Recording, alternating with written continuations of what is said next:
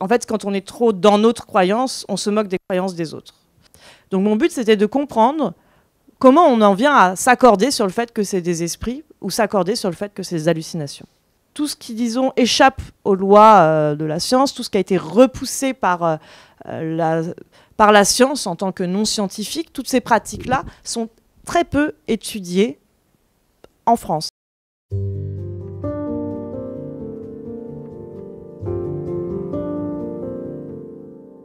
Merci déjà pour l'invitation, et c'est un plaisir d'être ici et de présenter mon travail, d'autant plus que en fait, j'apprécie de parler devant des non-universitaires, disons, majoritairement. C'est-à-dire que lors de ma thèse, comme c'est le cas de beaucoup de doctorants et doctorantes, on a tendance à devoir présenter notre travail devant des collègues ou futurs collègues, enfin voilà, des personnes statutaires à l'université qui ont un poste.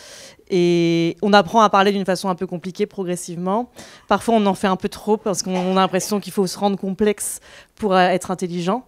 Et en fait, tout le travail, disons, après la soutenance de thèse, mon travail a vraiment consisté à épurer l'écriture, à faire passer, mettre en avant les anecdotes qui ont été soulignées par Nicolas Veil du coup dans cet article. Enfin, c'était un travail plus de rendre littéraire et accessible ce qui était devenu un peu trop complexe et parfois m'agaçait en fait de par sa complexité. Donc je vais essayer de vous rendre compte de ce travail-là à partir de pas mal aussi d'images. Je trouve que ça rend plus dynamique et ça permet parfois de poser des mots, voilà, des graphiques ou des choses comme ça. Et puis d'autres fois de mettre des images aussi sur des pratiques. Donc voilà. Donc comme Raphaël vient de le dire, ma thèse portait sur... donc ce livre porte sur... en fait, je suis partie d'une observation de terrain. J'étais au Pérou. En fait, je travaillais sur le chamanisme en mémoire de master, donc j'ai fait à l'EHESS, à l'École des hautes études en sciences sociales. Et sur la côte nord péruvienne, il y a pas mal de chamans dans le nord du Pérou. Et j'ai étudié leurs pratiques. Je vais vous présenter aussi leurs pratiques parce que ça fait partie de mon enquête en réalité. Et là-bas, beaucoup de chamans me demandaient, et dans ton pays, comment ça se passe? Et moi, je disais, dans mon pays... en fait, je me disais, il n'y a pas d'équivalent de chaman, enfin voilà, un peu naïvement, on va dire, et je me suis surtout rendu compte que j'étais ignorante, quoi. Et quand je suis rentrée en France, il fallait chercher un contrat doctoral pour poursuivre mon enquête au Pérou. Et il m'a été suggéré par mon directeur de thèse de faire une comparaison avec une pratique en France. Et assez rapidement, enfin ça a mis un petit temps, mais je me suis dit, mais pourquoi pas travailler sur le magnétisme? Je me suis dit sur des guérisseurs. Alors je vais préciser ce que c'est que le magnétisme progressivement. Et donc j'ai commencé mon enquête sur le magnétisme, et en fait elle m'a tellement fascinée qu'en fin de compte, les 2 tiers de ma thèse portent sur le magnétisme et seulement 1 tiers sur le chamanisme de la côte nord péruvienne. Et la question de fond, c'était, mais ces pratiques qui ont historiquement été réprimées, elles ont ça en commun en fait d'avoir été poursuivies, réprimées de façon différente. Les chamans ont été poursuivis au moment de la colonisation, et les magnétiseurs, en fait, il y a un moment fondateur dans cette répression du magnétisme. C'est à la veille de la Révolution française, Louis XVI en fait a convoqué 2 commissions d'experts pour évaluer le magnétisme, et il en a résulté après analyse, je vous passe sur les détails, mais si vous voulez, on en parlera après, que le magnétisme n'était qu'imagination, que l'énergie utilisée par les magnétiseurs n'existait pas. Et à partir de ce moment-là, il y a eu interdiction de pratiquer le magnétisme. Alors, réprimer, ça veut dire quoi? Ça veut dire qu'en fait, elles ont un statut où elles sont passées dans la clandestinité en France et au Pérou pendant des années. Et je voyais quand même que beaucoup de touristes se rendaient au Pérou pour voir des chamans, que beaucoup de gens autour de moi, rapidement, je me suis rendu compte qu'il n'y avait pas besoin d'aller chercher des magnétiseurs cachés. D'ailleurs, au Pérou non plus, enfin, différemment, mais au Pérou, les chamans, en fait, se sont cachés dans les Andes pendant un moment pour redescendre sur la côte. Et là, en fait, de façon un peu semblable, les magnétiseurs, maintenant, commencent à gagner les grandes villes et ont des cabinets dans l'ouest parisien, par exemple. Et donc, je me suis dit, en fait, quand je parle du retour du monde magique, c'est plutôt un passage de la clandestinité à une autre position dans la société. Ce n'est pas une pratique qui aurait disparu totalement et qui tout d'un coup apparaîtrait, ce qui n'aurait pas vraiment de sens historiquement, en fait, sociologiquement non plus. Donc c'est ça que je vais vous présenter. Comme le livre est assez long et que j'ai focalisé sur les pratiques et les personnes que j'ai rencontrées, ce qui rend aussi les choses plus accessibles. Voilà. Donc, alors en fait on ne le voit pas, mais j'avais un peu précisé des choses à côté, mais PowerPoint a décidé de faire une petite révolution. Voilà, alors ça sera la présentation de mon travail. Donc d'abord, je vais présenter mon enquête sur le magnétisme.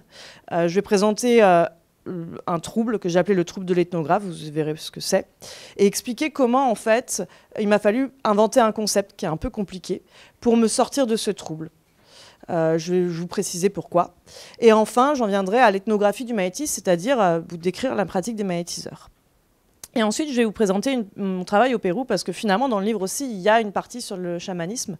Alors, dans la thèse, la thèse faisait 500 pages, et il y avait 300 pages sur le magnétisme et 150 sur le chamanisme. Là, c'est plutôt 30 pages sur le chamanisme. Mais j'y tiens. Et je pense que ça permet de comprendre certaines choses qu'on ne peut pas comprendre sans la comparaison. Donc, je vous parlerai également de chamanisme. Et après, voilà, il y aura une petite conclusion qui pourra peut-être s'étendre en fonction des questions. Et peut-être qu'on pourra monter en théorie, mais en théorisation, mais ce n'est pas nécessaire non plus. Alors, mon enquête a commencé, pardon, donc je reviens, mais c'est pas grave, c'est juste le titre. C'est vrai qu'il... Ah, voilà. Voilà. Donc elle commence au magnétisme en France par un trouble. Alors au début de mon enquête, en fait, je me suis dit mais comment j'ai trouvé des magnétiseurs? Au Pérou, ça avait été pas si compliqué de trouver des chamans entre guillemets, mais je reviendrai dessus. C'est-à-dire que j'allais dans un village où il y avait beaucoup de chamans et en fait il suffisait de demander aux gens vous connaissez des chamans, et au bout d'un moment j'en ai rencontré. Et des magnétiseurs, je me disais mais où est-ce que je vais mener mon enquête, etc.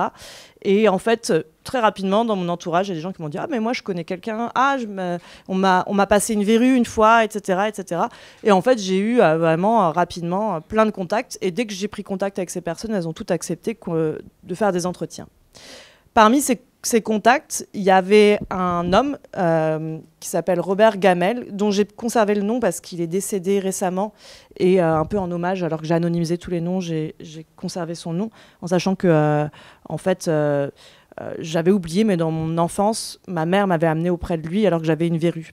Il m'avait passé une verrue, mais j'avais oublié parce que, évidemment, le l'azote liquide, ça fait vraiment mal, alors que passer la verrue... juste mettre la main au-dessus et dire que la verrue part, on oublie facilement ce geste en fait. Et du coup, je suis retournée le voir, et quand je l'ai vu, il avait plus de 80 ans et on ne s'était pas vu depuis 20 ans, quelque chose comme ça. Et après avoir exercé pendant longtemps en région parisienne, il avait regagné son village natal, disons près de Rodez. Il m'a accueilli donc pas loin de Toulouse, disons. Il m'a accueilli dans un cabinet qui était en tout point semblable à celui d'un médecin. Donc, et là, en fait, on commence l'entretien, et il me commence en me disant, alors moi, je lui demande comment vous êtes devenu magnétiseur, et il me dit, moi j'étais ingénieur de formation. Il m'explique qu'il a longtemps travaillé dans la fabrication d'équipements de laboratoire et de raffinerie, quand un beau jour, il a observé des phénomènes de lévitation, c'est-à-dire des portes qui s'ouvrent, la chaise qui traverse la pièce toute seule, des bruits bizarres. Alors, il m'explique qu'il a cherché des explications scientifiques. En tant qu'ingénieur, il avait plutôt tendance à chercher des explications scientifiques à ce phénomène, et qu'au bout d'un moment, ne trouvant pas d'explication, il en vient à considérer la possibilité d'esprit frappeur. Alors en fait, c'est ça le trouble de l'ethnographe, c'est que en fait, j'étais allée au Pérou, et au Pérou, les chamans ne parlaient d'esprit. Et en fait, quand on est sociologue, anthropologue, et qu'on enquête sur une pratique, il faut prendre au sérieux les acteurs. C'est la première chose qu'on apprend, c'est-à-dire être compréhensible. Alors au Pérou, c'était facile quand on me parlait d'esprit, parce que d'une certaine façon, c'était une autre culture. Et donc il y a un peu une mise à distance qui peut être condescendante d'ailleurs, qui est, en fait, de toute façon, je rentre chez moi et après, j'en fais un objet d'étude. Donc, je peux mettre à distance. Et puis, bon, il y a des gens qui croient en ça. Peut-être que momentanément, j'ai eu des expériences un peu étranges quand j'étais là-bas. Mais je rentre dans mon pays et puis j'écris dessus et c'est facile. Et là, en fait, quand on est face à quelqu'un qui est plus âgé, qui a été ingénieur, qui a travaillé en région parisienne pendant des années en tant que magnétiseur et qui parle d'esprit frappeur, en fait, cette distanciation est plus difficile. Et du coup, je me suis dit, à ce moment-là, je me suis demandé, mais comment est-il possible qu'un ancien ingénieur ayant longtemps résidé à Paris croit encore à ces choses-là? En fait, c'est-à-dire que j'ai recouru à en fait, c'est le petit truc que j'utilisais quand j'expliquais à mes étudiants c'est quoi l'ethnocentrisme. En fait, j'ai été totalement ethnocentrique. C'est-à-dire que j'ai jugé la pratique de la personne sur laquelle je suis censée mener une enquête sur une pratique, et en fait, j'utilise mon point de vue pour critiquer a priori ce qui m'est dit. Donc l'ethnocentrisme, c'est simplement le fait de juger les pratiques des autres selon les certitudes acquises dans le milieu dans lequel on a été éduqué. Cela revient du coup à ériger ses propres certitudes comme des références auxquelles seront rapportées et comparées celles des autres. Enfin, c'est quelque chose qu'il ne faut jamais faire quand on démarre une enquête, en fait. Donc j'étais un peu mal à l'aise parce que je me rendais compte que je faisais ça, mais je ne savais pas comment ne pas le faire, en fait. Pourtant, j'avais mené un mémoire de master donc tout à l'heure, Raphaël parlait de Bruno Latour. Un des principes dans mon mémoire de master et même dans ma thèse, c'était être symétrique. Être symétrique, c'est un mot qui peut paraître un peu barbare quand on n'est pas dans l'anthropologie, peut-être. Être symétrique, c'est simplement l'une des nombreuses définitions qu'en donne Bruno Latour. C'est le fait de ne plus croire à la notion de croyance. Il dit, en fait, il faut être agnostique. C'est pour ça que je trouve que ça va pas mal avec l'image que j'ai mise tout à l'heure sur le culte. Être agnostique, c'est, en fait, quand on est trop dans notre croyance, on se moque des croyances des autres. Donc, être symétrique, c'est être agnostique. C'est cesser de croire à la croyance. Pour pouvoir mieux observer qui croit à quoi, qui accuse de croire, pour pouvoir mieux observer, en fait, la façon dont des personnes vont se critiquer les unes les autres. Et si on commence à critiquer, on ne peut pas observer la critique en acte. Alors, beaucoup de gens, j'entends souvent des personnes critiquer Bruno Latour en disant ils pensent que le monde est symétrique et plat. En fait, ce n'est pas ça, la symétrie. La symétrie, c'est une méthode qui permet d'observer les asymétries. Parce que comme on est symétrique, comme on ne préjuge pas des asymétries, on les voit mieux en acte. On voit mieux comment elles sont créées sociologiquement. Alors, donc en fait, j'étais pas symétrique quand je commence à dire mais comment on peut croire encore à ces choses-là. Je faisais l'inverse de ce qu'il faut faire, en fait. C'est pour ça que j'insiste beaucoup là-dessus, parce que je vais après montrer comment j'ai pu sortir de ce problème.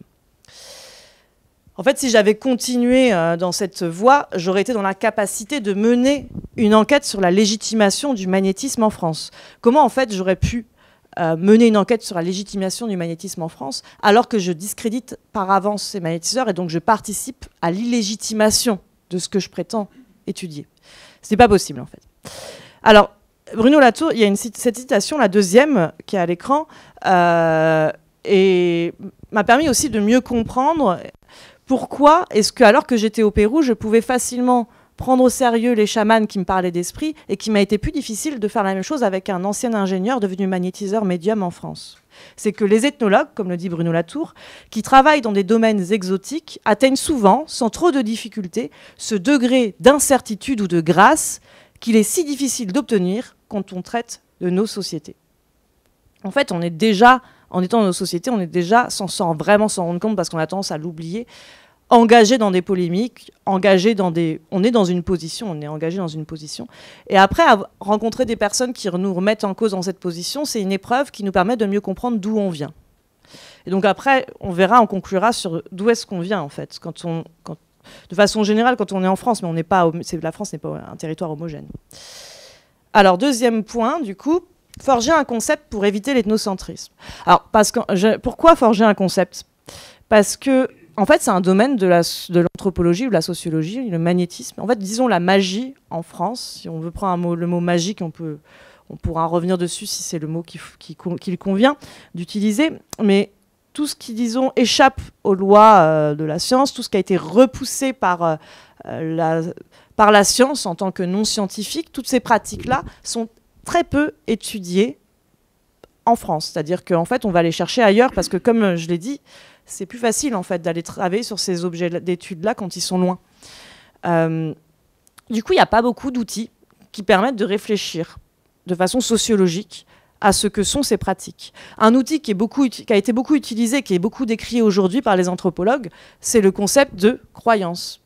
Et ça a été énormément décrié, notamment depuis Jeanne Favret-Saada, qui avait enquêté sur le bocage et la sorcellerie dans le bocage mayanais, qui explique que, en fait, quand on commence, c'est la première à avoir dit en 1977, si on commence à dire que les personnes qu'on étudie croient, eh ben, on est déjà dans la critique. C'est la première à l'avoir dit, mais elle n'a pas créé de concept en fait qui permettent d'utiliser autre chose. Parce qu'à partir du moment où on dit c'est pas de la croyance, bah c'est quoi? En fait, on utilise quel mot? Donc souvent, ça m'arrive d'avoir même des journalistes qui me font des interviews qui disent « Oh pardon, j'ai utilisé le terme croire ». Mais en fait, c'est oui, ok. En fait, c'est pas un gros mot de dire croire. C'est pas non plus toujours une accusation. Je pense que dans certaines circonstances, c'est bien de l'utiliser. Il y a des personnes qui revendiquent d'ailleurs la croyance, le croire comme compétence. Mais quand on veut, si on l'utilise comme accusation, bah, ça pose problème, comme je viens de le dire. Donc en fait, j'ai mis un certain temps à comprendre comment éviter ce terme. Alors, en fait, j'ai fait 32 entretiens avec des magnétiseurs à partir de Robert Gamel. J'en ai rencontré 32. Et je leur demandais souvent, mais parfois même sans leur demander, ces personnes-là me disaient je vais vous dire comment je suis devenue magnétiseur. En fait, c'était vraiment, je sentais que ça leur tenait à cœur, face à moi, de me raconter comment ils ont été arrivés là. J'ai rencontré des personnes qui ont 27 ans, 40 ans, 45 ans, 50 ans, 80, jusqu'à 87 ans. Et la plus jeune étant de 27 ans. Des personnes qui étaient cuisiniers, éducateurs sportifs, ingénieurs, commandants de police, agrégés de lettres ou agrégés de chimie. Donc vraiment de professions très variées, d'âges divers et autant d'hommes que de femmes. Donc c'est pour dire que en fait, c'est vraiment... Et c'est des personnes qui n'avaient pas nécessairement des parents magnétiseurs à la base. Donc ça m'a assez frappée, assez étonnée. Et en fait, du coup, c'était intéressant sociologiquement parce que parfois on a tendance à dire bon, bah en fait c'est des personnes qui croient à ça parce que je sais pas, elles n'ont pas fait d'études, du coup elles sont irrationnelles, etc. Et ben là en fait ça allait à l'encontre de tous ces préjugés qu'on peut avoir, qui sont souvent des préjugés de classe d'ailleurs, et ça ne permettait pas d'expliquer en fait le fait que ces personnes deviennent magnétiseuses. Alors l'une d'entre elles, Marianne Philippe, c'est normal que la plage soit blanche pour le moment, une femme d'une 50aine d'années qui a été responsable qualité pour des entreprises pendant 15 ans avant de devenir magnétiseuse, me raconte que le jour de ses 40 ans, elle se promenait dans les bois en fait avec son mari et il y a une tentative de suicide devant elle à l'heure de sa naissance. Il y a un monsieur qui est assis sur une branche et qui se pend devant nous. Alors elle me dit qu'ils ont appelé les secours et qu'une fois que la personne était hors de danger, ou même peut-être en même temps, elle s'est demandé « Mais qu'est-ce que c'est que ce cadeau d'anniversaire ?» Puis qu'elle a fait le lien entre le cordon ombilical, elle est née avec le cordon ombilical autour du cou, et la corde que ce monsieur avait autour de son cou. Et elle dit « Ça m'a beaucoup, beaucoup interpellée, hein. C'était un gros choc. » C'est à la suite de cet événement qu'elle s'est mise à voir, je la cite, « J'ai vu des êtres tout lumineux arriver et me dire « C'est bon, tu peux avoir confiance, c'est passé. Maintenant, tu vas pouvoir découvrir qui tu es vraiment. » Elle a cru qu'elle était complètement cinglée. Je dois être complètement cinglée. J'ai dû prendre un gros pet au casque. Voilà ce qu'elle me dit. Et à la fin, elle conclut « Bon, je dis rien à personne. Hein. » Alors, Marianne Philippe, ce qu'elle fait là, alors en fait ça... On me l'a raconté 32 fois, mais avec des... On verra qu'il y a deux types d'histoires, mais en fait, toutes les personnes qui sont devenues magnétiseuses ont eu ce genre d'expérience que j'ai nommé expérience énigmatique. Alors là, il y en a deux, en fait, d'expériences énigmatiques. Il y a déjà le fait qu'un homme se pende devant elle au moment de sa naissance, à l'heure de sa naissance, et il y a l'arrivée des êtres tout lumineux. Une expérience énigmatique est énigmatique pour les personnes qui la vivent, en fait, c'est pour ça que j'ai nommé énigmatique, mais aussi pour moi, en tant qu'enquêtrice. Au Pérou, par exemple, il y avait des choses qui étaient énigmatiques pour moi, mais qui n'étaient pas énigmatiques pour les gens locaux. Là, en fait, c'est là que je me rends compte que quand même j'ai été socialisée dans le même pays qu'elle, c'est que pour elle aussi, c'est énigmatique à la base. Alors, c'est énigmatique parce qu'en fait, ça va remettre en cause soit notre conception de la causalité, soit notre conception de l'être, de la définition de l'être. Alors, de la causalité, parce qu'elle se demande s'il y a un lien entre le cordon ombilical et la corde de la personne qui se pend. Et la définition de l'être, c'est sur ça que je vais insister, parce que c'est ce qui revient de façon plus répétée que la causalité. Et c'est à partir de cette répétition que j'ai pu forger un concept. Alors, en fait, j'ai créé un concept. Alors, en fait, je vais peut-être aller un peu trop vite en disant ça. Donc, les êtres tout lumineux, il y a deux façons de voir les choses. On sent qu'elle hésite entre deux choses. Elle se dit, soit c'est vraiment des êtres tout lumineux, j'ai un don, en fait, je vois des êtres tout lumineux et j'ai un don de voir ces êtres. Et en fait, ils existent, mais juste, je n'étais pas en mesure de les voir avant cette expérience. Et ils existent, mais il y a plein de gens qui ne sont pas capables de les voir. Mais ces êtres existent, voilà. Ils sont objectifs, en fait. Ils existent objectivement, mais tout le monde n'est pas capable de les voir. Sinon, il y a l'autre possibilité, et quand elle dit j'ai dû prendre un gros pet au casque, c'est ce qu'elle suppose, c'est qu'en fait, c'est des hallucinations et qu'elle est devenue folle. Donc en fait, c'est juste un truc qui émane de sa subjectivité. Et elle est la seule à pouvoir les voir parce qu'ils n'existent pas, en fait. Donc en fait, elle hésite entre ces deux possibilités-là. Donc j'ai parlé, j'ai repris le terme d'ontologie, qui est un terme assez employé, disons, en sociologie, en philosophie. C'est l'étude de l'être en tant qu'être. Et en fait, ma thèse, du coup, mon livre porte sur ce que j'appelle l'ontologisation. Alors pourquoi ce terme barbare? C'est parce que, en tant que sociologue, ce qui m'intéresse, c'est pas tant l'être en tant qu'être que la façon dont les gens vont discuter, douter sur ce qu'est un être. La façon dont ils ontologisent un être, en fait. Alors, c'est quoi un conflit d'ontologisation? C'est, si là, maintenant, je vous dis, c'est quoi ça? Je pense qu'à l'unanimité dans la salle, vous allez me dire, c'est une gourde. Je vais dans un autre pays, peut-être dans une tribu perdue en Amazonie, et je demande ce que c'est, et peut-être qu'on va me dire, c'est un gourdin. D'ailleurs, c'est marrant, gourde et gourdin, j'ai pas réalisé, mais en tout cas, et peut-être qu'il y aura des personnes qui diront, mais non, mais t'y connais rien, toi, c'est une gourde, en fait. Et donc là, il va y avoir un conflit d'ontologisation dans cette tribu sur ce que c'est. Si je dis maintenant dans cette salle, ah, il y a un esprit là, vous allez dire, non, mais elle est folle, en fait, elle a une hallucination, elle nous le dit publiquement. Mais peut-être qu'il y aura des personnes dans la salle qui diront, mais non, mais il y a un esprit. En fait, il va y avoir un conflit d'ontologisation sur l'esprit. En fait, le conflit d'ontologisation, c'est un conflit qui porte sur un être, sur sa définition en tant qu'être, et qui existe dans une société. Mais en fait, un même être peut générer des conflits, comme la gourde peut-être, dans une société, alors qu'il n'en génère pas dans d'autres.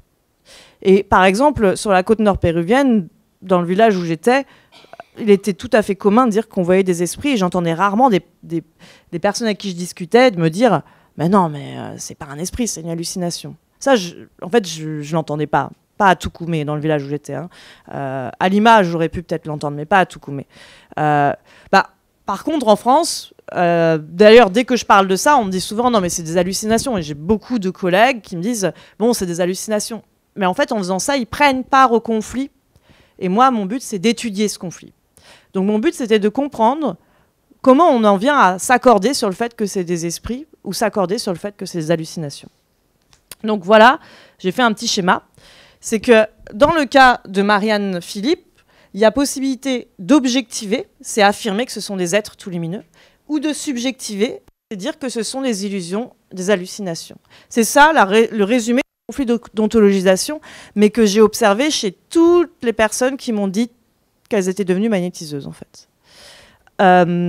Mais alors parfois, c'était pas des êtres tout lumineux, c'était une pluie de lumière ou c'était un ange. Enfin, ils avaient des termes différents, mais il y avait toujours ce même conflit. Est-ce que c'est objectif et donc en réalité, ça existe indépendamment de mon point de vue, ou c'est juste subjectif et je suis juste la seule personne à pouvoir les voir et ça n'existe pas en dehors de ma perception des choses.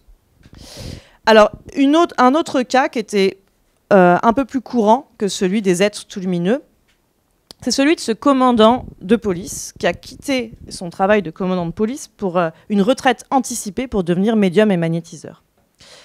Alors il me dit que en fait, il a commencé sa pratique de magnétiseur avant d'entrer dans la police. Et d'ailleurs, en fait, il était très actif en tant que magnétiseur au sein de la police. Dès que quelqu'un se prenait des coups, hop, il venait dans son bureau et il me disait hop, hop, hop, je soignais dans mon bureau. Et depuis qu'il a quitté la police, ses anciens collègues n'osent pas trop aller dans sa maison pour lui demander des passes magnétiques. Et il est un peu déçu parce qu'il espérait pouvoir faire ça à temps plein. Et finalement, il a moins de clientèle que quand il était au commissariat. Donc, il est en région parisienne. Et il me dit qu'en fait, la première fois qu'il a pratiqué, c'était dans les années 80. Sa copine s'est plainte d'un mal à la tête. Et là, spontanément, je ne sais d'où, je lui mets les mains sur le front avec l'intention de lui enlever le mal de tête. Mais je ne lui ai pas dit parce qu'il y a aussi l'effet placebo. Alors, 10 minutes plus tard, elle me dit « Tu sais Thomas, j'ai plus mal à la tête. » Et il conclut « Oh, bizarre. Alors vous voyez, c'est une expérience énigmatique parce que lui-même le reconnaît, il dit bizarre. Et il l'a vécu comme énigmatique à l'époque en fait. Aujourd'hui ça lui semble moins énigmatique parce que depuis il est devenu magnétiseur. Mais il y a aussi un conflit d'ontologisation, mais il est différent. Ce conflit, il porte sur quelque chose qui n'est pas nommé par Thomas ici, il porte sur l'énergie avec laquelle travaillent les magnétiseurs, en fait. C'est cette chose qui est une sorte de fluide qui traverse les corps, selon les magnétiseurs, et c'est sur cette chose qu'ils travaillent lorsqu'ils posent les mains, ou c'est cette chose qu'ils vont travailler, en fait, l'énergie, pour rééquilibrer énergétiquement une personne pour qu'elle aille mieux. Là, il dit, il y a aussi l'effet placebo. Le conflit d'ontologisation, il se résumerait comme ça. D'un côté, on peut dire que c'est de l'énergie, c'est-à-dire que c'est quelque chose qui existe indépendamment du point de vue de Thomas, et qu'il a la capacité de mobiliser lorsqu'il pose les mains sur le front de sa copine. Ou sinon, alors en fait on ne voit pas très bien à cause de cette version de... mais voilà, il y avait effet placebo. L'effet placebo, c'est cette chose qui n'existe pas en tant que telle, en fait, qui est juste la subjectivité de la personne, qui, comme elle croit en la pratique, va s'auto-guérir, en fait.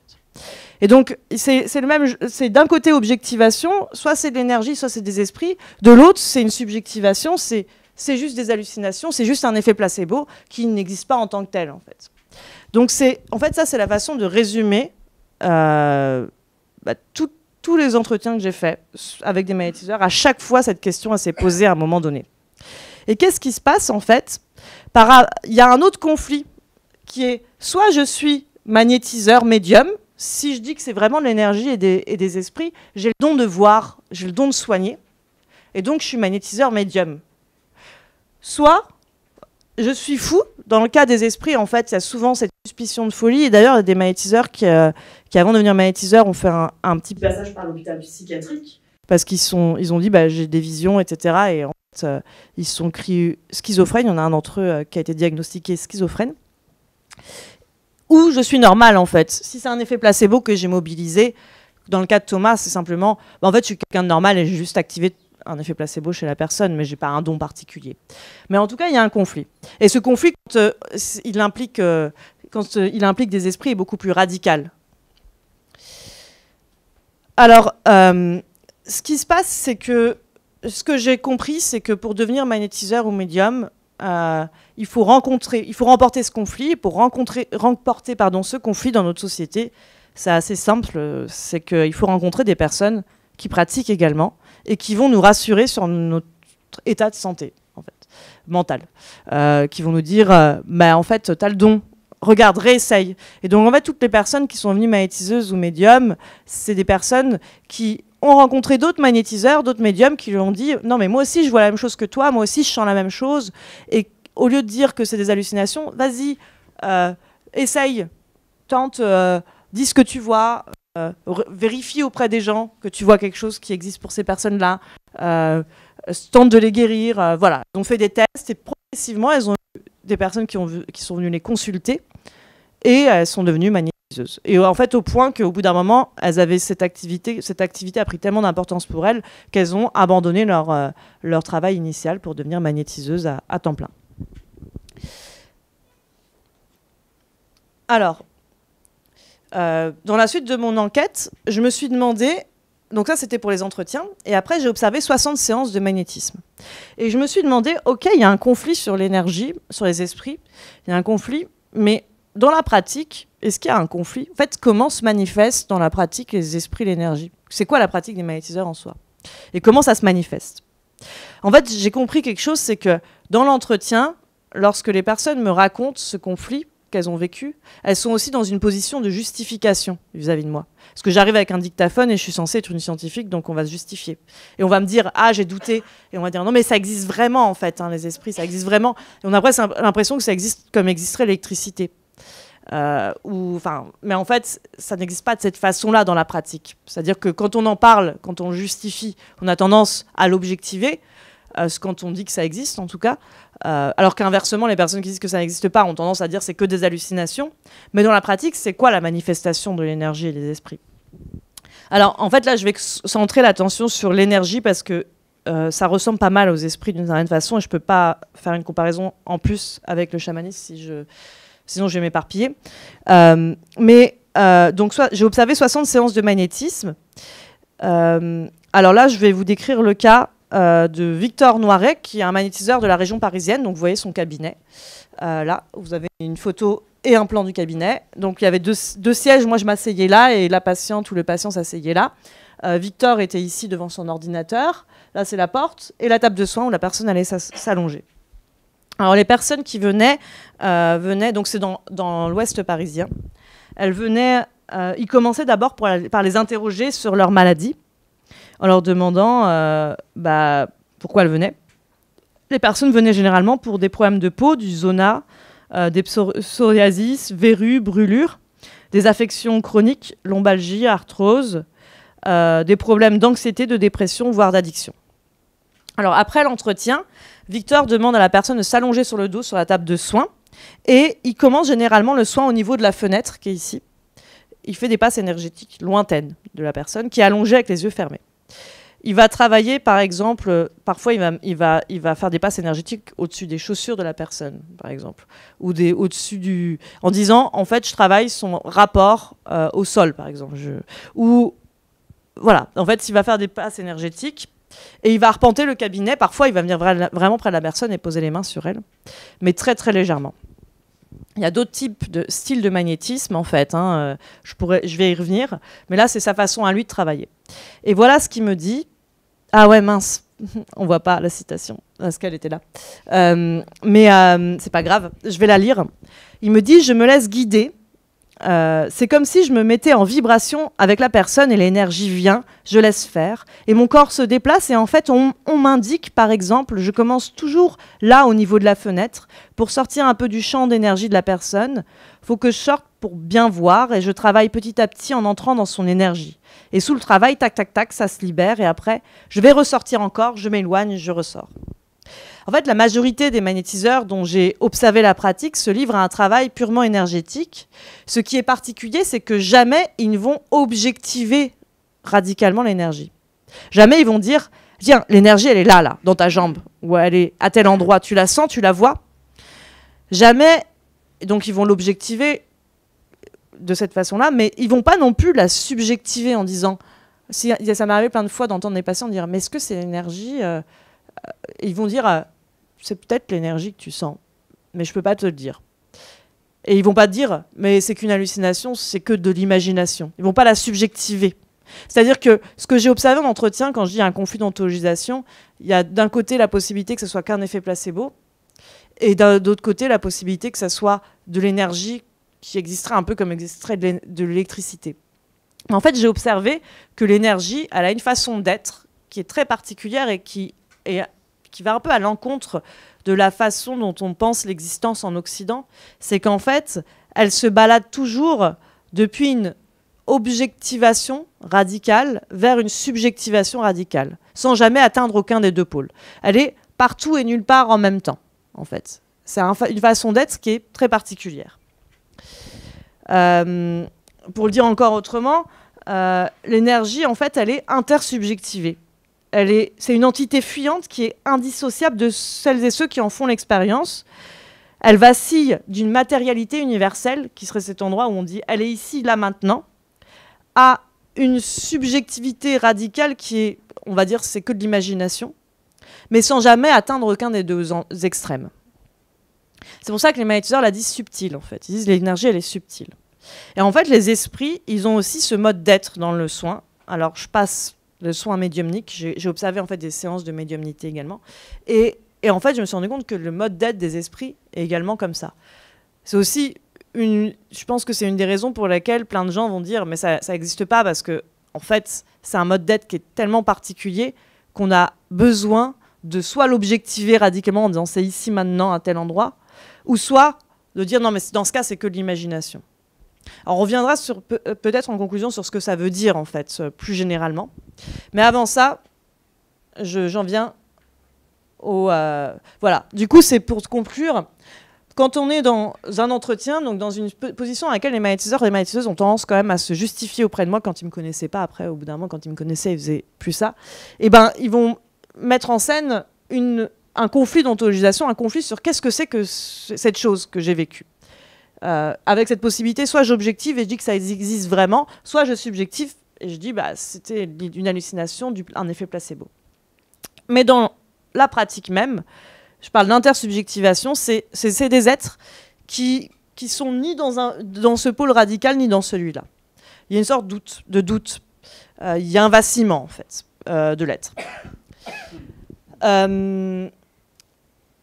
Alors, on en vient au chamanisme. Et vous allez voir que c'est encore différent, mais que, alors, c'est pour insister sur la nécessité aussi, enfin, ce qui m'a paru hyper important lors de mon travail, c'était de ne pas m'engouffrer dans ça existe vraiment ou ça n'existe pas.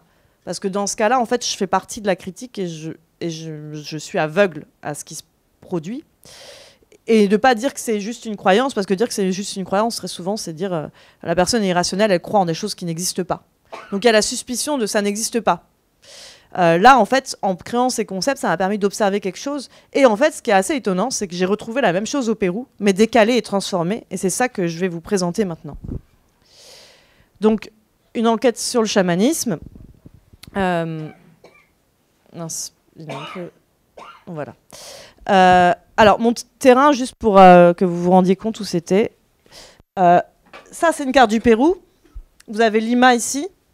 Et moi, j'étais dans Lambayeque, qui est cette région du nord du Pérou, dont vous avez un grossissement ici. Et j'étais plus précisément ici, à Tucumé. Alors là-bas, en fait, c'est un endroit qui est connu pour ses chamans. Vous voulez que je suis allée un peu vite ou vous voulez que je laisse la carte? Non, c'est bon. Donc j'ai commencé par faire des entretiens avec des chamans, mais c'était 5 ans avant que je fasse ces entretiens avec des magnétiseurs. Et là, en fait, quand je commence mes entretiens, ça s'engage assez mal. Les chamans que je rencontre sont rétifs, refusent de me parler. Sur les 22 à qui je demande des entretiens, il y en a 14 finalement qui acceptent de me donner un entretien. Mais au début, c'était difficile. Ils me donnaient rendez-vous et finalement, ils ne se présentaient pas au rendez-vous. Ou sinon, ils me disaient « Mais non, mais je ne suis pas chamane ». J'avais du mal à comprendre ce qui se passait et pourquoi je créais ce genre de réaction. Jusqu'au jour où je rencontre Andrea Sandoval, donc une femme d'une 40aine d'années, qui me dit que Rosa Chinchay, sa tante par alliance, est chamane. Et elle me dit « Allez, je vais t'amener chez elle, tu verras, elle est très sympathique ». Et en fait, quand j'arrive, ça se passe mal. C'est-à-dire que Rosa est toute contente de voir Andrea, elle lui dit comment ça va, etc. Et puis Andrea lui dit « Ah, mais voilà, c'est mon ami anthropologue qui veut te faire des questions, qui veut te poser des questions sur ta pratique. » Elle fait « Je suis pas chamane ». Et là, limite, elle veut me mettre dehors. Et alors, ça met un petit moment pour qu'Andrea insiste. Et la situation se détend. La fille de Rosa, Maya, donc la fille de la chamane, Maya, arrive. Et là, elle est toute contente. Elle me dit « Ah, mais t'es anthropologue !» Et là, elle se met à me parler. Elle me dit « Je vais t'expliquer la culture de Tucumé. Tucumé était un village préhispanique, autrefois, n'est-ce pas ? Nous tous, on est de culture mochica. Les mochicas, donc, c'est des préhispaniques qui vivaient à Tucumé avant l'invasion inca. Et autrefois, nous, on n'était pas baptisés. La génération incaïque n'était pas baptisée. Puis à l'époque des Espagnols, on a été baptisés et les personnes qui refusaient de se faire baptiser étaient enterrées. On ne te l'a pas dit, ça ? On les enterrait et comme elles n'étaient pas baptisées, leur énergie négative est restée. Où ça ? Je lui demande. Dans les collines, me répond Maya. Et dans les pyramides préhispaniques, ajoute Rosa. Les pyramides sont comme un monde pour ces personnes, me précise Maya. Et nos ancêtres disent que quand une personne passe à travers les pyramides, des mauvais airs peuvent la saisir et la posséder. C'est un enchantement. On ne te l'a jamais dit, ça ? D'autres chamans te l'ont dit ? Oui, j'acquiesce, un enchantement. Et il y en a par ici ? Eh ben oui, on m'a aussi parlé des gentiles. C'est des esprits préhispaniques, j'ajoute. Ah, les gentiles, soupire Maya. C'est comme ça qu'on appelle les personnes qui n'ont pas été baptisées autrefois à l'époque de l'arrivée des Espagnols. Et on peut en voir des gentiles parfois ? Ça arrive, me répond Maya. Mais tout le monde n'a pas ce don. Il faut avoir le don de voir. Alors on dirait que ça n'a rien à voir et ça n'a vraiment rien à voir. Mais il y a quand même quelque chose qui se produit qui est un peu semblable à ce qui s'est passé en France. En fait, déjà, là, les personnes qui me parlent, les chamans, ne sont pas dans une position où elles vont chercher à se justifier, mais surtout à m'exposer leur culture. Elles disent « je vais t'expliquer la culture ». En fait, elles s'adressent à une touriste, à une occidentale qui connaît rien à leur culture, et elle m'explique « je vais t'expliquer notre culture ici, etc. » En fait, c'est à une étrangère ignorante des pratiques locales qu'elle parle. Et en fait, il y a quelque chose qui se dessine qui est un conflit d'ontologisation, mais il faut que d'abord je vous présente. Voilà, localement à Tucumé, il y a ces pyramides préhispaniques, c'est celles qui sont évoquées par Maya et Rosa. Ce sont des pyramides d'adobe qui ont été créées par la civilisation Mochica, qui précédait l'invasion Inca. Donc les Incas en fait sont arrivés vers la fin du XVe siècle, juste avant la colonisation espagnole. Et en fait, quand les Incas colonisaient, ils venaient du sud. Vous connaissez sans doute le Machu Picchu, vous en avez entendu parler. C'est le sud du Pérou, c'est les Andes. Et progressivement, les Incas montaient vers le nord. Et en fait, ils colonisaient, mais ils acceptaient, ils ne détruisaient pas le patrimoine local, mais ils le transformaient en quelque chose d'inca. En fait. Du coup, ils ont préservé ces pyramides et ils les ont rendues inca, c'est-à-dire ils ont fait un usage inca. Donc en fait, au centre même du village, là c'est l'endroit où habite d'ailleurs, j'habitais ici moi, dans cette rue-là, et derrière on voit une pyramide préhispanique. Et donc c'est des pyramides qui servaient, en fait on pouvait rentrer à l'intérieur et c'était des marchés, etc. Et certaines d'entre elles ont été également utilisées pour des rites funéraires. Et donc ce que disent les personnes, c'est que ces pyramides sont enchantées. Une pyramide, quand on dit qu'elle est enchantée, localement à Tucumé, ça veut dire qu'elle a une énergie très forte et que cette énergie peut s'emparer d'une personne quand la personne passe. Et on dit également, quand on dit qu'elle est enchantée, ça veut aussi dire qu'il y a des esprits qui sont à l'intérieur, qui sont ces reptiles dont parle Maya, et qui vont s'emparer des personnes, qui vont les attirer à l'intérieur de la pyramide et les manger. Et ce qu'on voit au-dessus, c'est la colline qu'on appelle la colline du purgatoire. Et en fait, c'était la divinité pour laquelle ont été dressées les 26 pyramides autour. Alors en fait, il y a un conflit que j'ai observé, un conflit d'ontologisation, mais qui est très différent. C'est que d'un côté, encore une fois, le PowerPoint ne passe pas très bien, mais c'est quand même lisible. D'un côté, il y a des personnes, et en fait, c'est surtout les gens du musée, qui vont dire... parce qu'il y a un musée qui s'est mis en fait au niveau du patrimoine et qui est un musée de site, donc un musée archéologique. Et en fait, les personnes qui travaillent au musée ont tendance à dire c'est que du patrimoine. C'est un patrimoine, c'est de la matière inerte en fait. C'est des morceaux, c'est un morceau de terre. C'est un patrimoine archéologique, c'est une valeur archéologique. Mais en tout cas, il n'y a pas d'enchantement en fait. C'est pas ça qui va vous enchanter. Et de l'autre côté, les habitants disent que ce sont des divinités préhispaniques qui ont un pouvoir, en fait, et qui peuvent, du coup, s'emparer de l'âme des personnes qui traversent ces lieux. Il y a un conflit d'ontologisation qui est un peu différent de celui qu'on a observé avec le magnétisme, mais ça permet aussi de réaliser comment, nous, dans le cas du magnétisme, on est déjà engagé dans le conflit, on a tout de suite envie de savoir est-ce que c'est une hallucination, est-ce que ça existe vraiment. En fait, à Tucumé, c'est pareil. Le conflit, il fait rage de la même façon. C'est la question, est-ce que c'est une pyramide enchantée ou est-ce que c'est juste un monticule de terre? Voilà. Et ça, c'est un conflit qui fait rage localement. Et en fait, progressivement, je me suis rendu compte... Je revérifiais l'ordre. Je me suis rendu compte que le musée a participé à la réification, au fait de dire que ce n'était que de la terre. Et que en fait, le site a été patrimonialisé. Et la raison pour laquelle les personnes ne voulaient pas m'ouvrir leurs portes, c'est qu'on pensait que j'appartenais au musée, en fait. Que j'étais une émissaire du musée. Parce que j'étais une occidentale. Il y a beaucoup d'occidentaux qui vont travailler au musée parce que c'est un site archéologique connu. Et donc, on me soupçonnait de travailler pour le musée. Et ce qui se passe, c'est que depuis que le lieu a été patrimonialisé, les chamans sont poursuivis parce que les chamans travaillent avec des objets qui sont des objets préhispaniques et du coup qui appartiennent à l'État, localement. Et donc, en fait, quand les gens me disaient « je suis pas chamane », c'est qu'on pensait que j'étais envoyée par le musée pour récupérer les objets préhispaniques et les retourner au musée et donc à l'État. Voilà. Mais du coup, on voit qu'en fait, un conflit d'ontologisation, c'est un conflit, c'est pas juste un conflit d'idées. Hein. C'est un conflit dans les pratiques et dans la façon dont on va pratiquer, par exemple, le magnétisme. À partir du moment où on commence à dire qu'il y a vraiment des esprits et qu'il y a vraiment l'énergie, on peut pratiquer le magnétisme. Et dans le cas des chamans, c'est carrément un conflit de... En fait, on peut me prendre les personnes qui réifient les objets peuvent les prendre. J'ai observé des cas où, en fait, je pourrais vous raconter une anecdote plus tard à ce sujet. D'abord, je vais en venir à la pratique chamanique. Mais j'ai une anecdote très marrante à propos de ce conflit. Et j'ai compris à quel point c'était plus qu'une idée dans la pratique. Mais déjà, on va en venir au chamanisme. Et il se passe quoi dans la pratique des chamans, alors? J'ai observé 30 cérémonies chamaniques. À quelques exceptions près, elles se sont toutes... Alors pareil, le titre, il n'est pas là. Il y a un problème avec le PowerPoint. Elles sont toutes déroulées la nuit, de 23h à 5h du matin, dans le secret, loin des lumières du village. Alors, je vais surtout présenter une cérémonie, pareil comme j'ai fait tout à l'heure, celle qu'a réalisée Henry Morales, donc un chaman qui s'est occupé de la chamane Rosa Chinchay. Celle que j'ai rencontrée au départ, on est devenus assez proches, elle avait un problème à la jambe, elle boitait, et donc elle a consulté un confrère et j'ai assisté à cette cérémonie-là. Alors en fait, les chamans travaillent comme ça, vous voyez, vous avez 3 chamans ici, différents.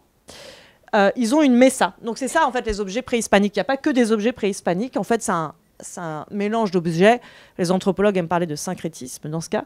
Il y a des saints, San Antonio par exemple. Il y a des huacos. Les huacos, c'est des céramiques préhispaniques qu'on trouve dans les pyramides.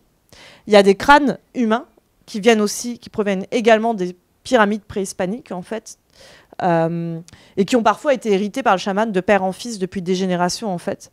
Il y a une série de parfums qui vont être utilisés pour faire ce qu'ils appellent des florecimientos, ou des limpias. Donc ça va être craché sur la... je vais revenir dessus. Voilà.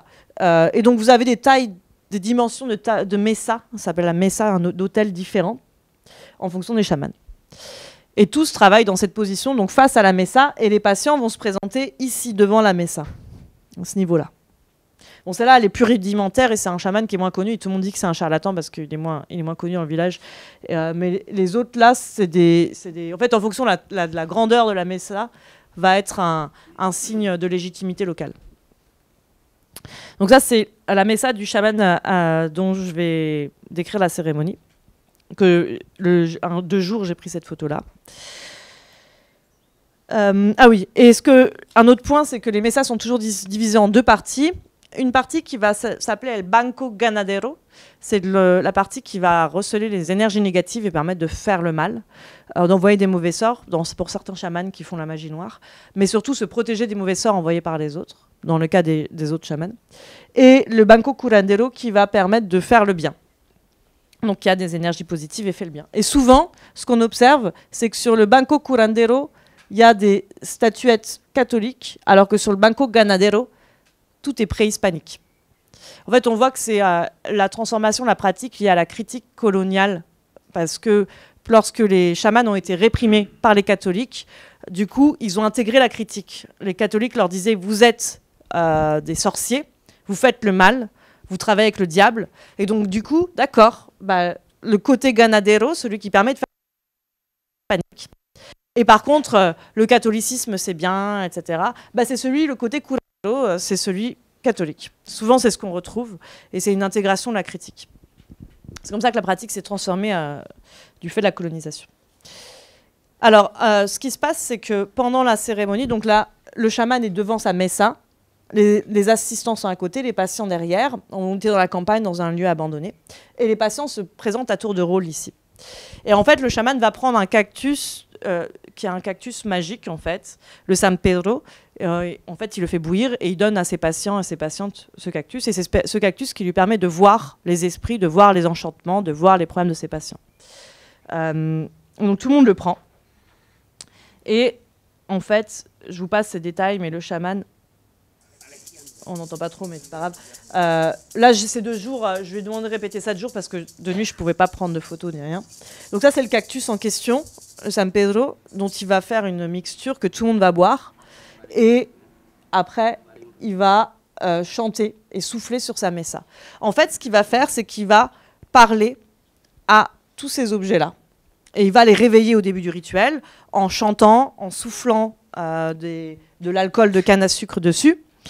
Et ensuite, il va demander à la messa de l'aide pour soigner les patients. En fait, c'est la messa qui soigne. Et donc, ce sont les objets préhispaniques et catholiques qui vont soigner les patients. Alors, en fait, je pense que vous voyez venir. Pendant la cérémonie chamanique, quand on m'explique ce qui se passe, il y a un peu l'idée, c'est peut-être vraiment enchanté, ou peut-être que c'est juste la culture, une croyance ancestrale. Donc, il y a ce conflit qu'on observe, ce conflit d'ontologisation. Mais dans la pratique, il n'y a aucun doute, ce sont les objets, et d'ailleurs, ils ne disent pas objets, qui parlent. Ce sont eux qui soignent. D'ailleurs, le chaman regarde à travers les objets d'origine préhispanique pour voir les problèmes des patients. Les patients, ils s'adressent à la messa plus qu'au chaman, en fait. Et donc, ils s'adressent à ces objets d'origine préhispanique pour la plupart, mais pas que. En fait, les objets sont agentivés, et ce sont eux qui soignent. C'est même un chaman qui me disait, regarde cette céramique, et il avait un whisky, et il lui donnait à boire du whisky. Et en fait, elle changeait, la céramique. On aurait dit qu'elle souriait. Il disait, oui, ça c'est mon wako, donc sa céramique. Et il adore le whisky. Et donc, quand les patients vont mieux et que j'ai travaillé avec eux, je leur dis, bah, vous avez qu'à lui offrir du whisky, il sera content. Donc, c'est pour dire, en fait, c'est vraiment, dans la pratique chamanique, les objets ont une capacité d'agir, et ce sont eux qui vont soigner encore plus que le chaman. Et en fait, la cérémonie commence par une ouverture de la messa, ça veut dire réveiller les objets préhispaniques. Ensuite, il y a tout le moment où le chaman va dialoguer avec le patient à travers la messa, et c'est la messa qui parle en fait au chaman. Et à la fin, il fait des limpias, c'est-à-dire un rituel énergétique sur les patients, en utilisant l'un de ces objets. Et à la fin, il va rendormir la messa, mais en fait, endormir, c'est encore agentiver, parce que ça veut dire qu'on ne retire pas la capacité d'agir, on fait juste en sorte que la messa se repose pour la fois prochaine. Voilà. Donc, je ne sais pas où j'en suis, mais j'ai fini, là. Je regarde combien de temps j'ai pour... Ouais. Alors, où est-ce qu'on va avec tout ça ? Alors par rapport au livre, en fait, dans le livre, il y a toute une partie historique sur la répression, et en fait, j'essaye de comprendre comment on en vient à un conflit d'ontologisation différent en fonction du pays dans lequel on est, de la culture, en fait. Et en fait, bon, alors, pour revenir sur la méthode et pourquoi je parle de Retour du monde magique, il y a un anthropologue qui a été un peu oublié en France, qui s'appelle Ernesto De Martino, qui en 1948 a écrit ce livre, Le monde magique. Dans ce livre, en fait, il s'intéresse aux problèmes, c'est son terme. Ouais, on va pas voir, mais c'est pas grave. Ouais, je sais pas pourquoi ça fait ça. Il s'intéresse aux problèmes que pose la magie en Occident. En fait, au lieu de critiquer la magie et de chercher à expliquer pourquoi des gens irrationnels continuent de croire en des choses qui n'existent pourtant pas, il dit que ce qui est intéressant, c'est d'étudier notre propre réaction en tant qu'occidentaux face à la magie. Alors, il parle par exemple d'une cérémonie qui s'appelle l'Umuti. C'est une cérémonie qui a lieu sur les îles Fidji, dans lesquelles il y a des autochtones qui vont traverser un brasier de 30 mètres de long sans se brûler les pieds alors qu'ils sont pieds nus. Et en fait, il y a des documents qui recensent ce rituel. Et dans ces documents, il y a 3 anthropologues qui racontent comment les autochtones leur ont dit bah, « Vous voulez faire la même chose, mettez-vous pieds nus, on va vous tenir par la main. Et si vous traversez en regardant devant vous, vous n'allez pas être brûlé. Mais si vous regardez en arrière, vous allez être brûlé. » Et l'un d'entre eux, en fait, s'est retourné et s'est brûlé au 3e degré, alors que les 2 autres ont traversé le brasier. Et donc, Ernesto De Martino dit « Non, mais c'est pas possible. C'était pas vraiment brûlant. » Et en fait, il essaie de trouver d'autres explications. Et là, il dit ma première réaction, donc je le cite, ma première réaction est de chercher à me tirer d'affaire en déclarant que les pouvoirs magiques sont a priori impossibles et qu'à la rigueur, il faut se demander comment est possible l'illusion de leur réalité. En fait, ce serait, selon lui, une présomption culturelle. Ah ouais, tout est dans le désordre. Bon, c'est pas grave. Je vais me contenter. Ça serait sa présomption culturelle qui le mènerait soit à dire ça existe vraiment, mais il faudrait le prouver alors. Soit à dire non, mais ça n'existe pas. Et cette présomption culturelle, en fait, pour la nommer, il parle de naturalisme. En fait, le naturalisme, c'est cette solution binaire entre ça existe vraiment ou ce n'est qu'une hallucination. En fait, c'est cette chose que j'ai aussi observée lorsque j'observe ce que j'ai appelé conflit d'ontologisation. C'est exactement la même tension, en fait, qui est notre façon en Occident de catégoriser les choses, en fait, de penser. Et du coup, de vouloir vérifier, d'avoir une preuve scientifique d'un côté, et de dire ça relève vraiment du savoir, ça existe vraiment. Et de l'autre, de se dire ah non, mais en fait, c'est qu'une croyance, c'est qu'une hallucination. Et en fait, j'ai pas observé ce genre de réaction de la part des personnes à Toukoumé. En fait, vous voyez, la question qui se pose est très différente à Toukoumé.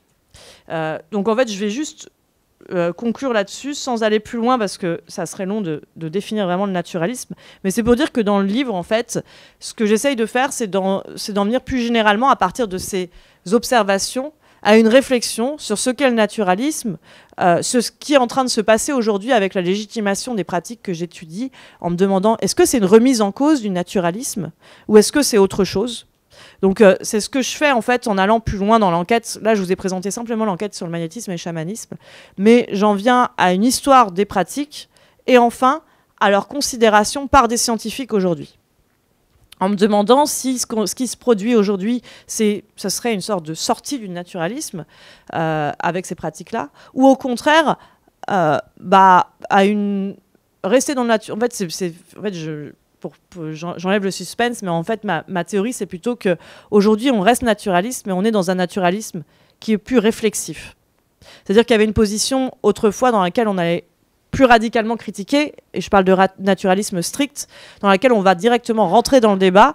Et aujourd'hui, il y a une position qui se dessine, qui est présente chez des médecins que j'ai rencontrés. En fait, j'ai rencontré des médecins qui travaillent avec des magnétiseurs en hôpital aujourd'hui, en région parisienne, et qui mettent au point des tests pour évaluer le magnétisme, et qui en fait ont une position de en fait, je sais pas comment ça marche, mais ça marche pour pas mal de gens. Donc c'est ça qui m'intéresse. Mais alors que d'autres collègues à eux, avec qui j'ai fait des entretiens, sont totalement contre ce genre de pratique et vont dire non mais c'est n'importe quoi, les gens deviennent de plus en plus irrationnels.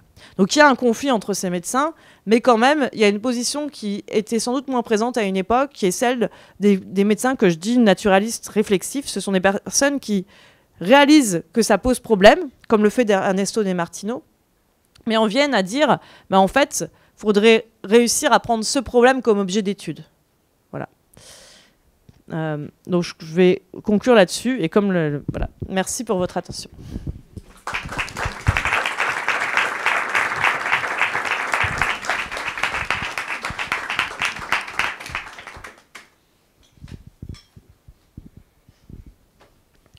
Je vais oser reprendre la parole en premier, juste pour évoquer peut-être un peu un gag ou une anecdote, mais qui elle a parfois, lorsque vous évoquez cette ontologisation en conflit, ça me fait juste penser en effet à ce gag. Bon, vous savez, on rencontre tous, et ça vous arrive aussi éventuellement de le dire, on rencontre tous donc des personnes qui disent parfois, il n'y a pas de hasard.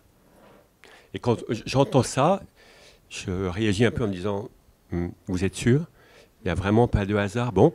Et puis évidemment, une minute après, on peut croiser une autre personne qui vous dit, tout est hasard. Ah, et là je suis vraiment tout est hasard. Bon. Et c'est là où je me dis parfois, mais je ne sais pas s'il y a vraiment un lien, mais finalement, est-ce qu'on est capable donc de penser les deux ? Est-ce que le monde donc, dans lequel on est pourrait être finalement, voilà aussi une rencontre du hasard et d'un sens simplement qu'on ne comprend pas et qui nous dépasse. Voilà. Bon, c'est juste une anecdote, mais que je trouve intéressante juste par rapport à ce que vous dites. Mais après, il faudrait sans doute aller plus loin, et d'ailleurs, il est possible que vous diriez des choses intéressantes là-dessus. Voilà. Qui a envie de poser une question ? Vous avez parlé d'une anecdote, justement, aussi, vous. Est-ce que vous pouvez nous en parler ? Et puis, j'en aurai une, mais j'attends de voir si c'est vraiment juste. Oui, et je vais rebondir sur la question « il n'y a pas de hasard », j'ai un chapitre dessus. Parce que, et je répondrai aussi à la question, mais j'ai un chapitre sur « il n'y a pas de hasard » parce que c'est quelque chose que les magnétiseurs n'arrêtaient pas de me dire. Et en fait, au début, ils me disaient, quand je venais les voir, ils me disaient non, mais il n'y a pas de hasard. Si tu es là, c'est pour une raison, il n'y a pas de hasard. Et en fait, c'est quelque chose, progressivement, j'en ai fait un chapitre dans le livre, en fait, sur qu'est-ce que ça veut dire pour eux. Et il y a un anthropologue, Howard Baker, qui est décédé l'année dernière. On est en train de perdre tous les grands anthropologues. Bref, et en fait, il dit, oui, ce qui est étonnant, et ça m'a mis un peu, ça m'a intriguée, il dit, oui, quand il raconte cette histoire d'une anthropologue qui enquêtait sur des anthropologues déterministes. Donc des anthropologues déterministes qui vont tout expliquer par une causalité, en fait, et dire, en fait, il n'y a pas de hasard pour les anthropologues déterministes, parce que tout est une question sociologique de c'est normal que vous soyez croisés, vous avez fait des études de ce genre-là et vous en venez en fait on croise des gens parce que il n'y a pas de hasard, tout s'explique sociologiquement. Mais en fait ce qui est marrant, il dit, c'est que quand on fait des entretiens de vie avec ces anthropologues, donc des entretiens sur leur carrière d'anthropologue, ces personnes vont dire et puis par hasard j'ai rencontré. Et il disait, mais en fait, ces anthropologues sont... Et moi, du coup, j'en suis venue à dire, les magnétiseurs sont extrêmement cohérents dans leur façon de concevoir leur vie, parce qu'ils m'expliquent qu'il n'y a pas de hasard, et en effet, tout dans l'entretien va montrer qu'il n'y a pas de hasard. Contrairement à ces anthropologues qui disent qu'il n'y a pas de hasard et qui vont trouver des causalités pour toutes les histoires de vie, sauf la leur, où tout d'un coup, le hasard intervient régulièrement. Alors, l'anecdote, c'était au Pérou. C'est... Juste avant, le hasard, étymologiquement, c'est le doigt de Dieu. Oui. Très aussi contradictoire dans notre verbiage. Oui. Oui, mais c'est une autre façon de définir les causalités dans le cas des magnétiseurs, en fait. À partir du moment où ils disent qu'il n'y a pas de hasard, c'est qu'en fait, le hasard, ce serait les moments naturalistes, c'est tous les moments où on n'arrive pas à expliquer par le naturalisme ce qui se produit. Et en fait, du coup, quand on est naturaliste, il y a du hasard, en fait. C'est tous les moments où on ne peut pas trouver de causalité naturaliste. Et eux, en fait, s'en sortent. Bon, bref. Alors, pour l'anecdote, c'était sur la gentivation. En fait, c'est sur les objets. Alors, pour dire que c'était plus qu'une idée. Alors, j'ai enquêté sur le ministère en France et au Pérou, en fait, j'ai enquêté sur le ministère, sur la façon dont le ministère de la Santé en France encadre la pratique des magnétiseurs et le ministère de la Culture encadre la pratique des chamans au Pérou. Et en fait, au cours de mon enquête au Pérou, je me suis retrouvée dans un bureau, le bureau du fiscal, du procureur, ce qu'ils appellent le fiscal là-bas. Et ce procureur m'explique pourquoi il a saisi la Messa, donc l'hôtel des chamans. Et il me dit, non mais on les a saisis, on a saisi cette Messa parce qu'elle était pleine d'objets préhispaniques qui appartiennent à l'État. Et donc le chaman n'avait plus son instrument de travail. Et puis moi, dans mon rôle d'anthropologue, j'étais pas en train de dire au procureur qu'il fallait rendre la Messa parce que c'est pas mon rôle, mais j'essaie de comprendre pourquoi ils avaient saisi cette Messa-là en particulier, etc. Et donc je fais un entretien avec lui, et puis à un moment, à la fin de l'entretien, je sors du bureau, et là, la secrétaire du procureur me dit hey, señorita, señorita, et je reviens, et là, elle me dit, lui fait un geste comme ça, alors... je me dirige vers l'armoire, je comprends qu'il faut ouvrir l'armoire. Et en fait, je comprends qu'eux, ils veulent pas sortir ce truc, ils veulent pas le toucher. Je crois que la secrétaire le prend quand même, mais c'est un truc dans un papier craft. Elle le pose précipitamment sur la table et elle me dit, vous pouvez regarder ce qu'il y a dedans. Donc j'ouvre le paquet et dedans, je trouve 2 figurines qui appartenaient à ce chaman, qui étaient sur sa messa en fait. Une de taureau et une de diable.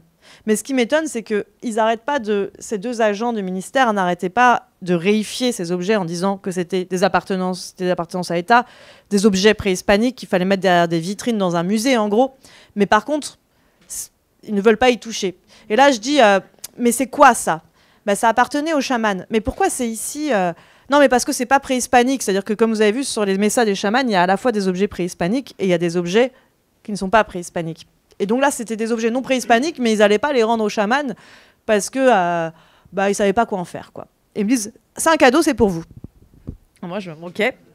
Alors, je prends les objets et je rentre chez moi. Donc, j'habitais chez des habitants du village. Et quand je rentre, la personne qui m'hébergeait me dit, mais c'est quoi ça ? Et je lui explique et il me dit, tu me les offres et tout. Et moi, je lui dis, mais oui, bien sûr, je te les donne. Je savais pas quoi en faire. Lui, il avait l'air d'être hyper content de les avoir. J'allais pas aller voir le chaman en question, même si je connaissais, parce que je lui rapportais juste 2 objets alors qu'il s'est fait saisir toute sa messa, ça me mettait un peu mal à l'aise. Et là, je me suis dit, là, il m'héberge. Il voulait même pas que je les paye, donc je leur offre. Je leur dis, tenez, c'est pour vous. Je reviens plusieurs mois plus tard. Et là, en fait, j'apprends qu'il y a eu un incident avec ces objets en question. Et là, c'est le truc des anthropologues qui comprennent pas trop ce qu'ils font, quand ils sont dans un autre pays surtout. Et en fait, quand je reviens, on m'explique, Carlos et Andrea, du coup, m'expliquent que un soir, Carlos a voulu montrer ces objets à son cousin. Il était très fier. Et quand il a touché le diable et le taureau, ses mains sont mises à gonfler, tellement gonfler qu'il ne pouvait plus plier les doigts. Et du coup, il est tombé malade et il a dû aller voir un chaman à qui il a offert ces objets. Et donc, je suis allée avec eux voir le chaman en question pour demander qu'est-ce qui s'est passé. Et là, le chaman dit, mais non, mais c'est parce que ces objets, c'est des artes, ils ont un pouvoir. Et c'est pas qu'ils sont méchants, hein, mais en fait, il faut savoir les dominer. En fait, ils ont ce geste-là qui veut dire qu'il faut utiliser la maracas pour vraiment la chunga pour vraiment les dominer. Parce que sinon... ils peuvent faire ce qu'ils veulent. Ils étaient censés protéger la maison de Carlos, mais Carlos n'avait pas le pouvoir de dominer les objets pour faire en sorte qu'il protège sa maison. Et donc les objets s'en sont pris à lui. Voilà, c'est pour donner un exemple des moments d'agentivation où moi, je peux réifier en fait en tant qu'occidental. J'ai tendance à me dire, bon, c'est que des objets. Et là, je me suis rendu compte que, non, en fait, pour les habitants locaux, c'est pas que des objets. Et d'ailleurs, ça a des conséquences pratiques de dire qu'ils ont un pouvoir. Alors après, on peut dire, ah oui, c'est parce qu'ils y croient, donc finalement, leurs mains gonflent, etc. Mais en tout cas, c'était une observation pratique de ce pouvoir d'agir des objets. Moi, ça me touche le fait de partir sur d'abord une grosse partie sur le chamanisme et de finalement donner la part belle à ce qui se passe ici. Et ça me fait penser à une anecdote dans les Pyrénées, il y a une petite dizaine d'années, où il y avait une course entre l'Italie et l'Espagne, les courses du bâton sacré, et c'était entre une manifestation en Italie avec des sages d'Amérique du Nord et du Sud, et une autre en fin d'été en Italie. Et voilà, il y avait des habitants, beaucoup d'Italiens en particulier, qui accompagnaient comme ça une course relais sur tout le parcours avec des interventions. Et moi, j'ai participé à celle de Toulouse. C'était des copines qui étaient à fond dans la biodanza et donc tout un intérêt sur des pratiques exotiques. Et à Toulouse, la manifestation a été accueillie par le Conservatoire occitan. Et pour accueillir les prises de parole des deux intervenants, Amérique du Sud et Amérique du Nord, il y avait des chants et danses occitanes. Et moi, ça m'a touchée dans ce moment-là. Moi, j'étais bien branchée avec la musique et danse occitane. Après les interventions de ces sages qui nous incitaient à se sentir autochtones et de se retourner vers nos propres traditions, ces copines occitanes, d'un coup, après avoir été enchantées par le discours de l'Indien à plumes, ont été tout aussi touchées par ces chants de jeunes filles sur les chants occitans, et de réintégrer du coup, dans leurs cellules leur propre patrimoine, leur autochtonalité, et d'activer le conseil de ces... Et voilà, je trouve que c'est ce qui se passe là dans votre proposition. Et pour moi, ça a été un moment fort, quoi, de sentir à travers ces copines-là l'exotisation et de l'ouverture à ce qu'il y avait sous leurs yeux. Merci pour ce témoignage. Et c'est vrai qu'en fait, il y a ce geste vraiment classique, mais c'est du même genre, hein, des anthropologues qui veulent aller chercher des pratiques à l'autre bout du monde. Et en fait, c'est un peu l'attrait de l'exotisme, et on va loin, etc. Et finalement, de plus en plus en anthropologie, il y a quand même un retour à s'émerveiller de ce qui est plus local, on va dire, quand on est française, donc regarder vers la France et s'étonner aussi de ce qui se passe dans notre propre pays. Moi, j'aurais deux questions. Au début de la présentation, vous avez parlé du mot de croyance que vous avez utilisé et qui, du coup, était porteur d'une énergie un peu de... Enfin, en tout cas, vous preniez position. Et donc, ma question est, par quel mot avez-vous remplacé le mot croyance ? Et la deuxième question que j'ai, c'est au cours des entretiens avec les magnétiseurs et magnétiseuses que vous avez rencontrés, ceux qui étaient habités par ce fort combat intérieur, quelle a été leur solution en fait pour apaiser cette bataille, en tout cas à l'intérieur d'eux, pour pouvoir pratiquer et être en paix? Merci. En fait, je crois que j'ai pas assez insisté sur ma réponse dans l'exposé, mais j'ai parlé des deux choses dans l'exposé. Mais c'est parce que j'ai insisté sur d'autres points et en fait, je l'ai beaucoup plus développé dans le livre. En fait, croyance, disons que j'ai décidé de jamais l'utiliser tant que les personnes ne l'utilisaient pas. Et donc de jamais l'utiliser tant que c'était une accusation de ma part. Et du coup, parler de conflit d'ontologisation, ça me permet de sortir de ça, parce qu'en fait, un geste classique des anthropologues, classique et critique, d'une anthropologie critique, serait de dire, en fait, ça fonctionne parce qu'ils y croient, ça fonctionne parce qu'ils voient des esprits, parce qu'ils croient aux esprits. Il faut croire pour voir, en fait, en gros. Mais en fait, je n'utilise jamais le terme de croire dans ce sens-là. Donc parler de conflit d'ontologisation, ça permet d'observer quand est-ce qu'il dit voir, quand est-ce qu'il dit croire, quand est-ce que ces personnes-là disent ça existe pas. Ça me permet d'observer le conflit plutôt que d'y participer en réduisant immédiatement à de la croyance, en gros. Et ensuite, la deuxième question, alors toutes les personnes que j'ai rencontrées qui sont devenues magnétiseuses, j'ai quand même un cas que je suis allée chercher. Ça a été plus difficile de trouver d'ailleurs. Je voulais quand même rencontrer quelqu'un qui décidait, après un cheminement, que oui, c'était vraiment une hallucination qu'il avait eue. Donc j'ai rencontré une personne qui n'est pas devenue magnétiseuse, que j'ai cherché en fait, parce que, en gros, comme il y a un biais de l'enquête, c'est que comme je travaille sur des magnétiseurs et des magnétiseuses, finalement, je n'ai rencontré que des personnes qui s'en étaient tirées en devenant magnétiseuses et magnétiseurs, et donc en affirmant que ça existait vraiment. Alors pour venir à ça, ces personnes-là, comme je disais, ont rencontré d'autres magnétiseuses, d'autres médiums, et ont appris à mieux sentir l'énergie, à mieux voir les esprits, et à moins douter, donc à moins attribuer leurs sensations à un effet placebo ou à l'imagination, à moins attribuer leur vision à une hallucination. Et donc pour ça, elles ont été dans des lieux, dans des associations de magnétiseurs, elles ont rencontré... comme de par hasard, même si le hasard n'existe pas, c'est ce qu'elles disent, d'autres magnétiseurs, ou elles sont allées voir carrément quelqu'un dans leur cabinet en disant est-ce que je pourrais apprendre, est-ce que vous croyez que je suis normale, voilà. Et progressivement, elles en sont venues à attribuer leur vision à la présence d'esprit ou leur sensation à la présence d'énergie. Et j'ai rencontré quand même, du coup, comme j'avais que des personnes qui avaient réussi à faire ça, alors que quand même c'est assez rare à mon sens, je pense qu'il y a pas mal de gens qui font plutôt le chemin inverse, j'ai voulu rencontrer, j'ai retrouvé quelqu'un que je connaissais en fait, qui m'a déjà raconté cette histoire, mais j'ai fait un entretien avec cette personne, qui a eu des visions de ce qu'on pourrait dire d'esprit, mais vraiment des visions qui ressemblent beaucoup à ce que je raconte là, tout d'un coup, un être qui apparaît, et il se rend compte que personne ne le voit à part lui. Et qui, lui, a fait le chemin inverse, qui est allé voir un psy, et qui a attribué ça à des états de sommeil, et d'hypnagogie, qui, du coup, c'était parce qu'il n'était pas vraiment éveillé, c'est ce qu'il me disait. Et il me dit, maintenant, je sais comment faire en sorte de plus voir ces êtres. Et donc, en fait, il fait l'inverse, c'est-à-dire que d'un côté, ça va...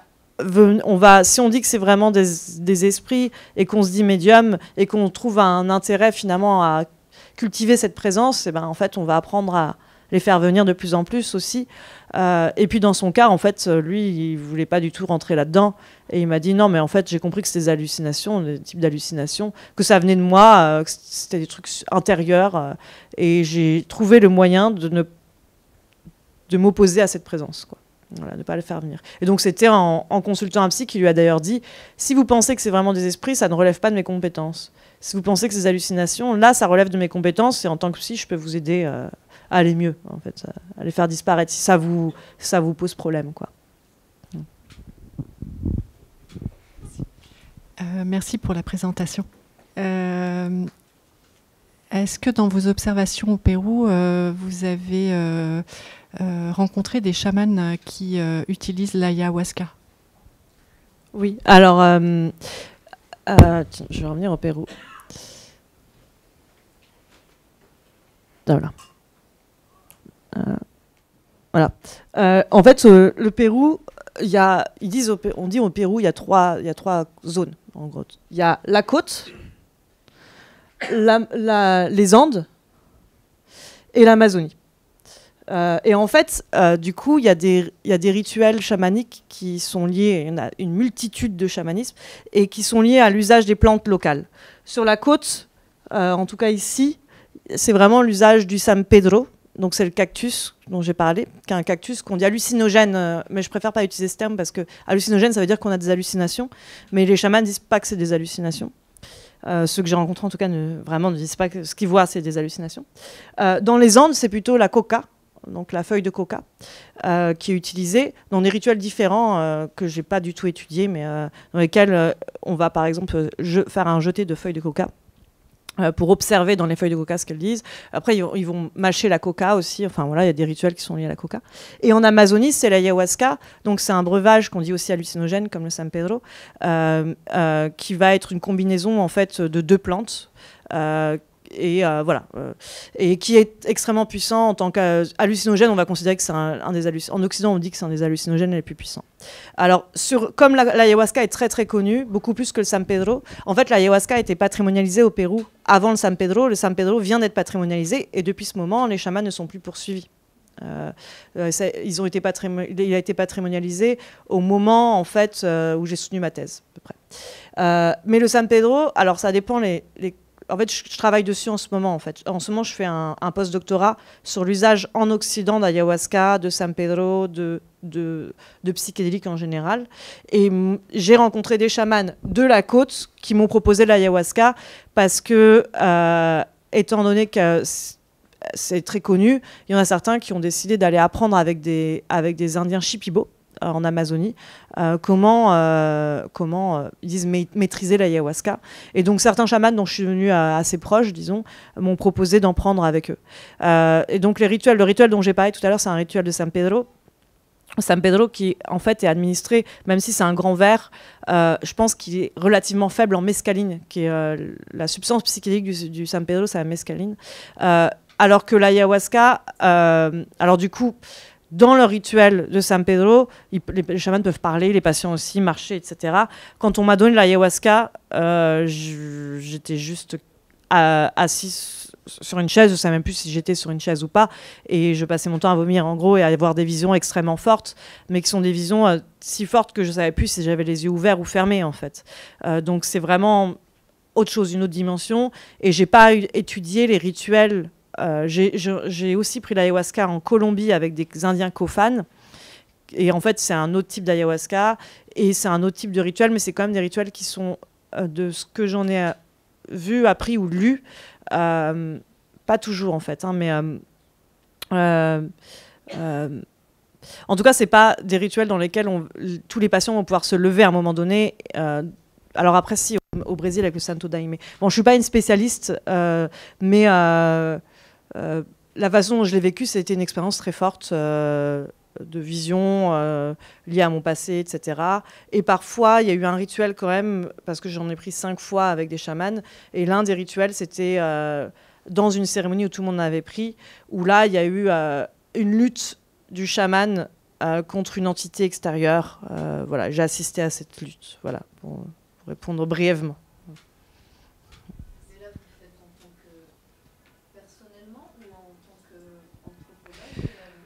C'est à partir de quand qu'on cesse d'être anthropologue? On m'a proposé quand j'étais là-bas d'en prendre, donc j'ai accepté. Mais j'ai jamais cherché à en prendre par moi-même, c'est quand on me le proposait.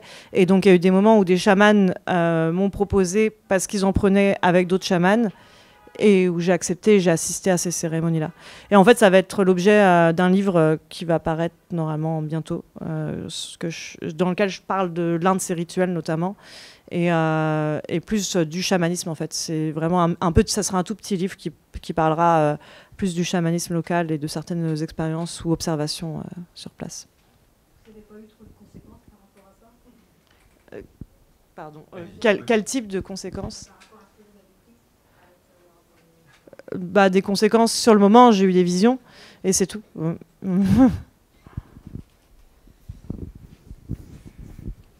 Juste évoquer un film en passant, si vous ne le connaissez pas. Alors, c'est un film avec un titre un peu particulier, mais autour d'un guérisseur. Comme ça, c'est une fiction, un film qui s'appelle « Mon âme par toi guérie ». Un titre que je trouve assez banal, en fait. Mais le film est vraiment très intéressant. pour le dire très vite, c'est un personnage qui sait que par sa mère, il a peut-être hérité d'un don, mais en fait, il ne veut pas le savoir. En fait, ça ne l'intéresse pas. Et par la vie qu'il va vivre après, il va entrer dans des moments où en fait, il va devoir utiliser, un peu malgré lui, cette possibilité. Et du coup, voilà, ça va voilà, et le film parle de ça, et c'est un très beau film qui est sorti donc il y a à peu près 10 ans. Vous l'avez vu sûrement, mais voilà. Bon, mais c'est assez rare d'avoir voilà, donc des fictions sur ce genre de thème. Voilà. Une autre question. Il y a un jeune chaman en ce moment sur le chaman. Il y a, pardon, vous avez. Au cinéma, là, un jeune chaman. Ah oui, un jeune chaman, oui, oui. Oui, oui, on est allé voir ça d'ailleurs. Tout à fait. Un film mongol, d'une cinéaste mongole.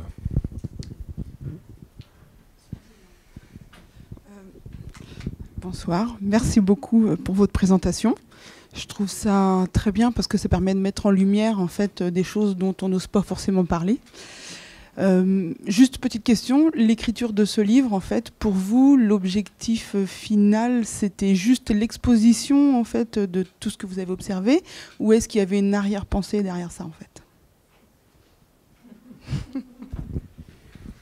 Alors, je ne sais pas ce que vous appelez arrière-pensée. Est-ce que c'est peut-être ce qu'on appelle dans le jargon une hypothèse? Mais en fait, en effet, là, j'ai pas pu en fait, j'ai dû choisir des petits passages, mais j'ai pas pu exposer l'intégralité du livre. Mais vraiment, ma question, c'était comment expliquer sociologiquement ce retour en grâce, ce regain d'activité et ce changement de position dans notre société de pratiques qu'on dit magiques. Voilà, le chamanisme au Pérou et le magnétisme en France.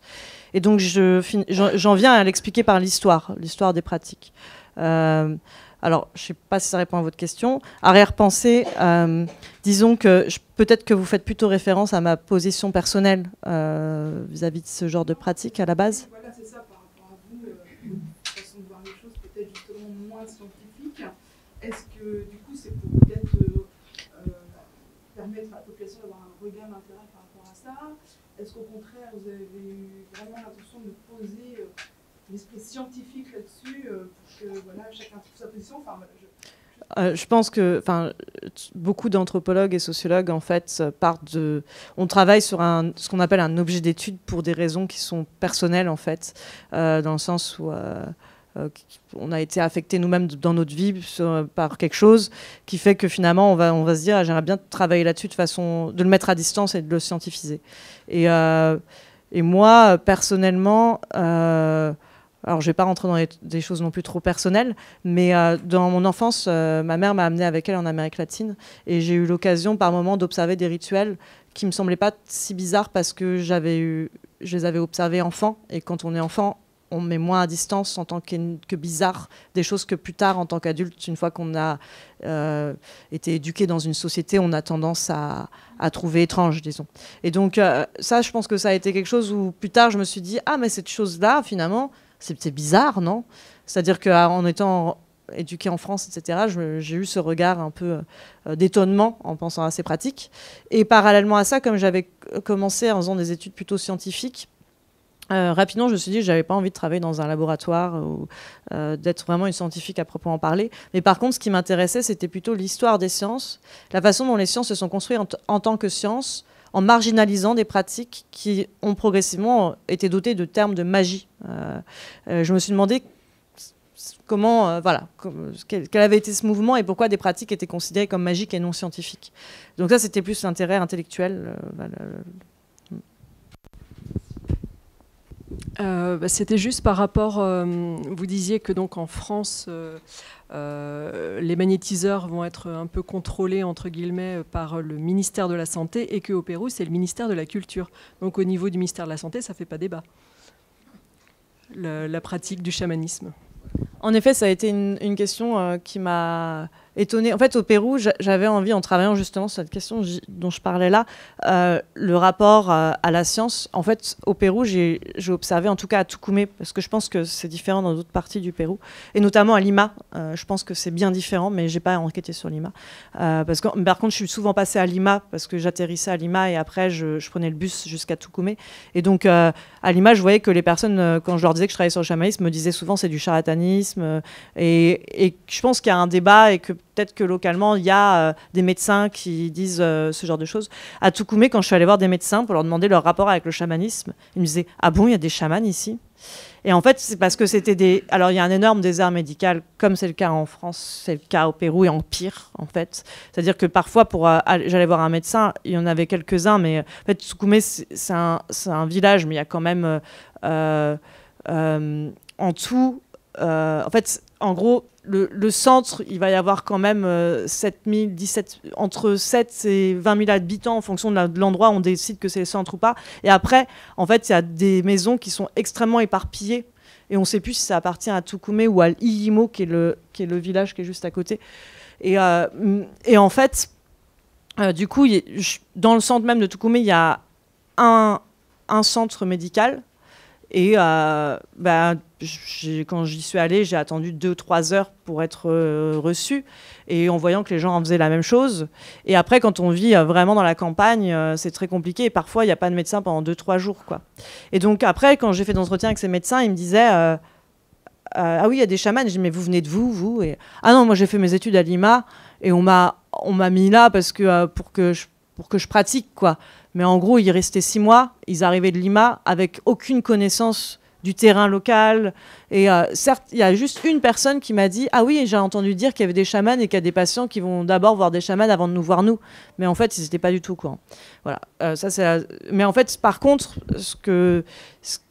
pourquoi le ministère de la Culture, c'est que la pratique chamanique a été réprimée pendant longtemps par les colons. Et la légitimation aujourd'hui passe par une patrimonialisation, parce que localement, il y a un fort patrimoine, comme vous avez pu le voir, archéologique local. Et du coup, il y a eu beaucoup d'anthropologues, d'archéologues qui sont arrivés, et qui ont d'abord commencé par, les archéologues notamment, par réprimer le chamanisme. En fait, poursuivre les chamans pour recel illégal d'objets préhispaniques. Et donc, l'association des chamans qui s'est constituée pour être reconnu comme patrimoine et cesser d'être poursuivi. En France, donc, on voit que c'est lié directement du coup au ministère de la Culture, et c'est comme ça que localement, et ça je l'explique dans le livre, en fait, localement ça s'est organisé. En France, les magnétiseurs ont été poursuivis pour exercice illégal de la médecine.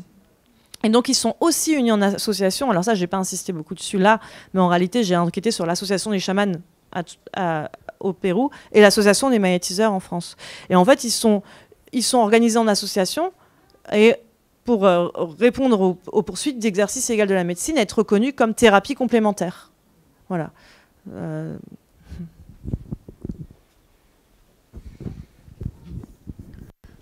Bon, on va peut-être s'arrêter. Merci à vous.